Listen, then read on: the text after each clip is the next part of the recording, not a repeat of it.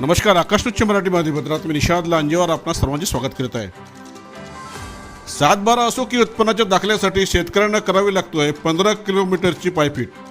इंदोरा आवडी गावे सोनी तलाठी सजाला जोडा, ग्रामस्थांची मागणी. शासन निर्णयानुसार चुकीच्या धोरणामुळे शेतकऱ्यांना साधे 7/12 किंवा उत्पन्नाचा दाखला जरी तलाठी कार्यालयातून पाहिजे असेल तर इंदोरा आवडीच्या शेतकऱ्यांना 15 किलोमीटर पायपीट करावी लागत आहे. गेल्या 3 वर्षापासून ग्रामस्थ सोनी येथील तलाठी साजाला दोन्ही गावे पूर्ववत जोडण्याची मागणी करीत असले तरी शासनाच्या लेट लथिफी कारभारामुळे अद्यापही मागणी पूर्ण झाली नाही. शासनाचा अफलातून प्रकार कधी कधी सामान्य माणसाला डोकेदुखी ठरत असते.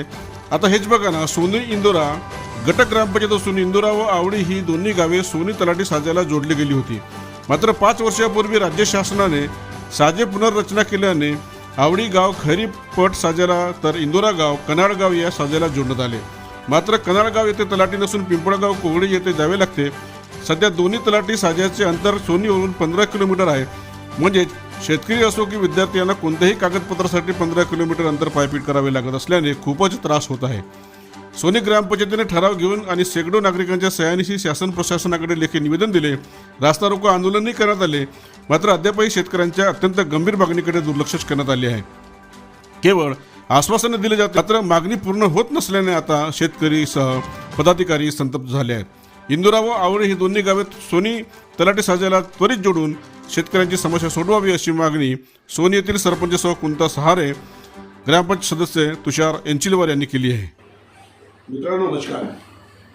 शासनाच्या कधी कधी चुकीच्या धोरणामुळं शेतकरी असो की सामान्य नागरिक असो त्यांना किती त्रास होतो आहे त्याचं एक ज्वलंत उदाहरण लाखांदूर तालुक्यामध्ये आपल्याला बघायला मिळतं आहे. मी सध्या आता सोनी येथील ग्रामपंचायत कार्यालयामध्ये बसलेला आहे. सोनी साजा तलाठी क्रमांक 29 या तलाठी साजाला सुरुवातीला आवडी आणि इंदोरा या 2 गावातील शेतकरी येथील तलाठी साजाला जोडलेले होते. मात्र आता नवीन साजा पुनर्रचनेनुसार शासनाने इंदोरा गावाचं कनाडगाव या साजाला त्यांना जोडण्यात आलेलं आहे आणि आवडी या गावाला खैरी या तलाठी साजाला जोडण्यात आलेलं आहे. सांगायचं तात्पर्य असं की हे दोन्ही दोन्ही गावातील शेतकऱ्यांना त्या ठिकाणी जर जायचं असेल तर जवळपास 15 किलोमीटरचं अंतर कापून त्या ठिकाणी जावं लागतं आहे. शेतकऱ्यांना शेतीच्या कामासाठी दाखले घ्यायचे असतील, कोणते कामं करायचे असतील यासाठी त्यांना 15 किलोमीटरचं अंतर कापून त्या ठिकाणी जावं लागतो आहे आणि त्याच्यासाठी खूप मोठा त्रास त्या ठिकाणी सहन करावा लागतो आहे. सोनी ग्रामपंचायतीने वारंवार पत्रव्यवहार करून शासनाकडे ही दोन्ही गावं परत सोनी साजाला जोडण्यात यावं जेणेकरून शेतकऱ्यांना त्रास होणार नाही अशी मागणी केली. रास्ता रोकोच्या आंदोलनसुद्धाची धमकी दिली. मात्र शासनानं थातून मात्र चौकशी करून हे थंडबस्त्यात प्रकरण ठेवलेलं आहे. अजूनही ही मागणी पूर्ण झालेली नाही आहे. आत्ता आपण सोनी येथील ग्रामपंचायत कार्यालयामध्ये बसलेलो सोनीचे सरपंच सौ के जी शहारे मॅडम आपल्यासोबत आहेत. आपण त्यांच्यासोबत चर्चा करूया. शहारे मॅडम मला एक सांगा की आत्ता आपल्याला साजा क्रमांक 29 सोनी तलाठी कार्यालयाला इंदोरा आणि आवडी हे 2 गावं जोडले पाहिजे अशी आपली मागणी आहे. तर आपली नेमकी भूमिका आहे. याच्या मागची भूमिका अशी आहे की सुरुवातीपासून सोनी साजाला आवडी इंदोरा हे जुळले होते, पण 2019 पासून ते अलग साजा करण्यात आले. ते साजा इंदोरा साजा कनाडगावला जुळल्या गेला आणि आवडी इंदोरा खैरीला जोडल्या गेला. तिथं गाव 15 किलोमीटर असल्यामुळे लोकांना खूप त्रास होते. 2021ला ग्रामपंचायत सोनी येथे आम्ही ग्रामसभा घेण्यात आली आणि तिथं ठराव घेण्यात आला. त्या ठरावानुसार collector office, CO office, SDO office, tehsildar साहेब यांना आम्ही पत्राचा व्यवहार करण्यात आला आणि पण काही आमच्या मागण्या पूर्ण झाल्या नाही. वारंवार लोक आमच्याकडे मागणीसाठी साजा समाविष्ट करण्यासाठी सोनी येथे करण्यात यावा आणि आमचा त्रास कमी व्हावा याची मागणी झाली पाहिजे. आम्ही ह्या साजाचा पाठपुरावा करतच आहोत, पण आमचं काही